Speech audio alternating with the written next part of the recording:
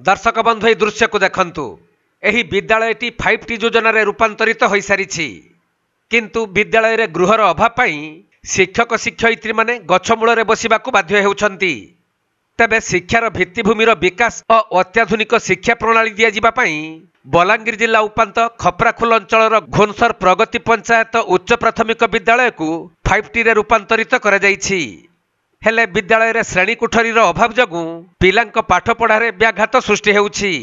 अन्यपटे एही अल्प दिन आगरू स्कूलटी 5T रे रूपांतरित होइथिले मध्य सेथिरे लागिथिबा टाइल गुड़िक मध्य सबु खसीगलानी। एपरिक शिक्षक शिक्षयित्री मानक कमन रूम पई घर नथिबारु सेमानकु बाहरे गछमूल बसिबाकु पडुछि। आमर स्कूल आगरू 5T नहीं हेती किंतु माननीय मुख्यमंत्री को सहायता रे आमर स्कूल 5T रे रूपांतरित होई छे, जहा द्वारा साइंस लैब ई लाइब्रेरी क्लासरूम सब होई छे किंतु आमर स्टाफ कमन रूम रो अभाव अछि। आमे हेती लागि गस्तले बसबार के हमके सबले पडुछि। तेबे एनै अनेक थर अभियोग करा जायथिले मध्य प्रशासन पक्षरु कोनोसी कार्यानुष्ठान निया जाउ नाही। सेपटे विद्यालयर आलुमिना कमिटी तरफरु मध्य जिल्लापालक ठारे अभियोग करा जायथिले भी कार्यानुष्ठान किंतु सुन। तेणु तुरंत स्कूल रे श्रेणी कोठरीर व्यवस्था करने साधारण रे दाबी हेउछि।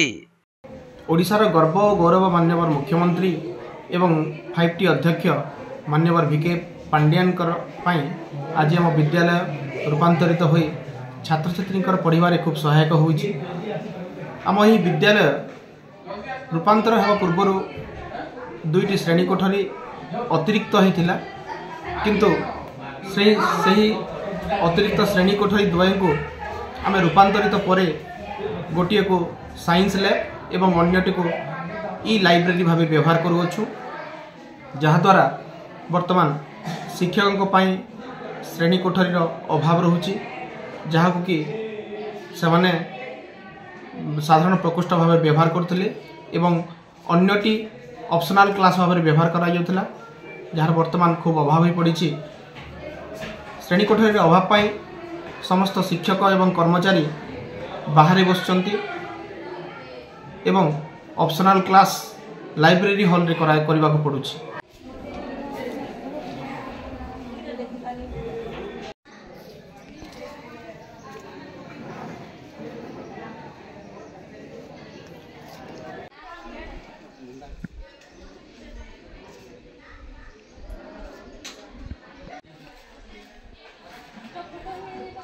बलांगीर जिल्लारू रूपेन्द्र मुंडा रिपोर्ट, कोणार्क लाइव।